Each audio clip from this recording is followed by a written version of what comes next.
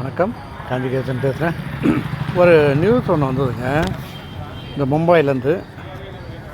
அதாவது பேப்பரில் போட்டிருந்தாங்க, நான் நியூஸ்லேயும் பார்த்தேன். எங்கன்னா அந்த மும்பையில் கேட் ஆஃப் இந்தியான்னு ஒரு இருக்குது, அந்த இந்தியாவின் நுழைவிடம் அப்படின்னு போடுவாங்க. அது அதுக்கு பேக் சைடு பார்த்தீங்கன்னா கடல் தான் இருக்கும். அங்கே ஒரு நினைவு சின்ன மாதிரி ஒன்று வச்சுருப்பாங்க, கேட் ஆஃப் இந்தியான்னு. அது எங்கன்னா அந்த தாஜ் ஹோட்டல்னு ஒன்று இருக்குது பாருங்கள், அதுக்கு ஏற்ற மாதிரி தான் இது இருக்கும். முன்ன ஒரு வாட்டி தாஜ் ஹோட்டலில் பாம்பு பிளாஸ்ட் ஆச்சுங்களே, தீவிரவாதிகளாம் வந்தான்னு சொன்னாங்க பாருங்கள். அவங்க இப்படி தான் கடல் வழியாக வந்திருக்காங்க, போட்டில் வந்துட்டு இங்கேருந்து தான் அந்த ஹோட்டலுக்கு கிராஸ் பண்ணி பாம்பு பிளாஸ்ட் பண்ணாங்க அப்படின்னு போட்டாங்க. நான் அந்த ஏரியாவுக்கு போயிருக்கேன் ஒரு வாட்டி, லாஸ்ட் இயர் தான் நினைக்கிறேன். லாஸ்ட் இயர் போகும்போது அந்த ஏரியாவில் போய் பார்த்தேன். அங்கே தான் இந்த வாட்டி இந்த ஒரு ஆக்சிடெண்ட் ஆகிருக்கு. ஆக்சிடெண்ட் மீன்ஸ் அங்கே போட்டில் போயிருக்காங்க. அங்கே அந்த கேட் ஆஃப் இந்தியா அது உள்ளே போனாலே படகு முகாம்னு இருக்கும். அங்கே போயிட்டோன்னா 150 ரூபா டிக்கெட் நினைக்கிறேன், 100 ரூபா 150 சரியாக ஞாபகம் இல்லை. டிக்கெட் வாங்கி நாங்கள் ஒரு 6 பேர் போனால் அங்கே நல்ல கூட்டமாக இருந்தது. நாங்கள் போகும்போது கொஞ்சம் வெக்கேஷன்ஸ் தான், லீவு நாளில் தான் போனோம். நல்ல கூட்டம் இருந்தது. போகிறவங்க பெரிய போட்டுங்க, கிட்டத்தட்ட அதில் ஒரு 100-150 பேர் தான் ஏற்றுனாங்க. சில போட்டு மாடி போட் மாதிரி இருக்குது, மேலேயும் உட்காரலாம் கீழே உட்காரலாம் அப்படின்னு. நாங்கள் போனது மேலே இல்லை, கீழே மட்டும்தான். சரி உக்காந்துட்டு அந்த போட்டு நல்லா அந்த ஒரு ரவுண்டு போகிறாங்க, பெரிய ரவுண்டு போகிறாங்க. நல்லா என்ஜாயபுளாக இருக்குது. இதில் அந்த போட்டுக்குள்ளே என்ன பண்ணால் அந்த பாப்கார்ன் சிப்ஸு அது இது என்னென்ன விற்கிறாங்க. அதெல்லாம் எதுக்குறான்னு அந்த பிஸ்கெட்டு எல்லாமே விற்கிறாங்க. அதை வாங்கிட்டு இப்படி கையில் வச்சுட்டு அந்த போட்டு வெளியே காமிச்சின்னா அங்கே ஏகப்பட்ட பறவைங்க. அது புறா கிடையாது, வேறு ஏதோ பறவைங்க. இந்த கடல் நாரைன்னு சொல்லுவாங்க இல்லையா, அது மாதிரி ஏதோ ஒன்று பறவை கையிலேருந்து அள்ளியும் போது அது பார்க்கறதுக்கு நல்லாயிருக்கு. அது ஒரு என்ஜாயபுளாக இருக்குது. அதை நாங்களும் அது மாதிரி பண்ணோம். நாங்களும் நிறையா டிப்ஸு அது இதுன்னு வாங்கி இதுக்காக உள்ளவே விற்கிறான்.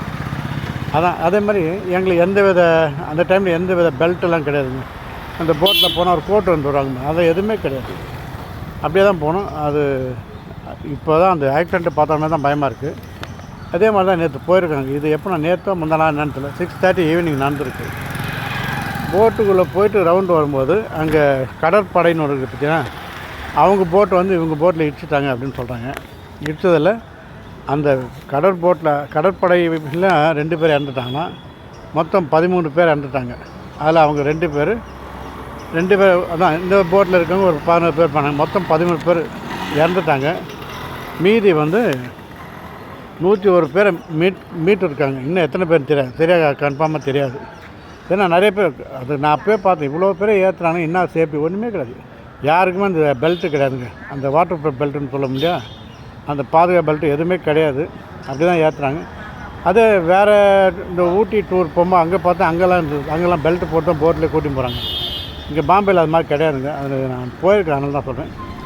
அது என்னாச்சுன்னா 6:30 மணிக்கு நடந்ததுன்னா, ஆமாம் 2 பேரும் கடற்படை இது அது அங்கே உடனே அந்த துறைமுகம் அந்த ஹார்பர் இருக்குது இல்லையா, அந்த அதிகாரி வந்தாராம். அவர் பேர் ஜவஹர்லால்.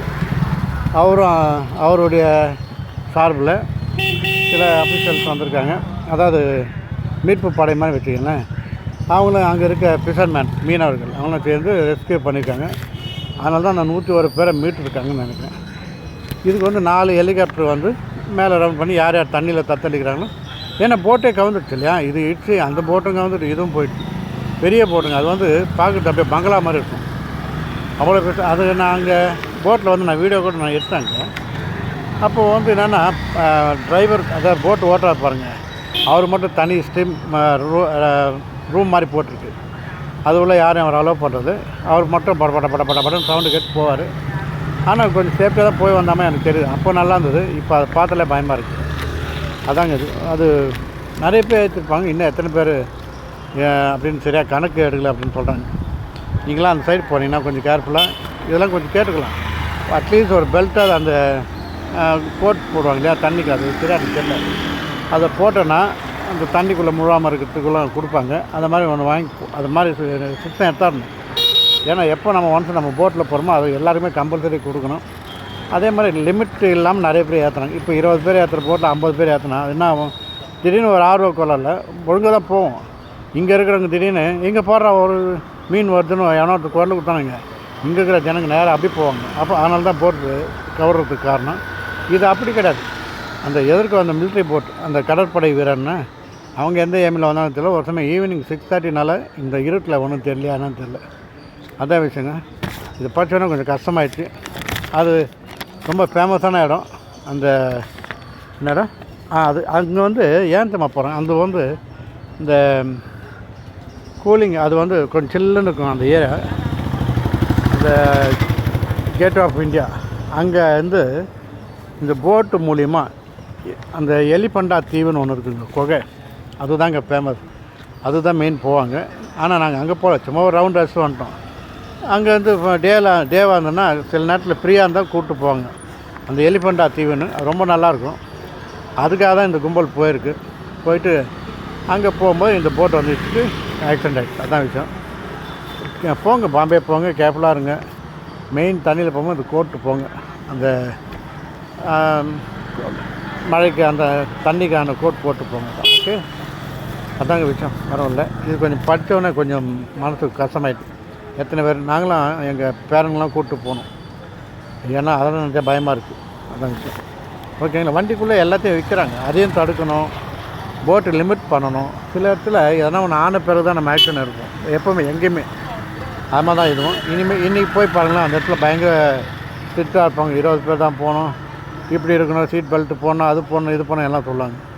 எதுவுமே ஆகலைன்னா ஃப்ரீயாக இருப்பாங்க, ஆன பிறகு ஸ்ட்ரிக்டாக இருப்பாங்க. இதான் விஷயம். ஓகே, பார்ப்போம் மீண்டும். பாய்.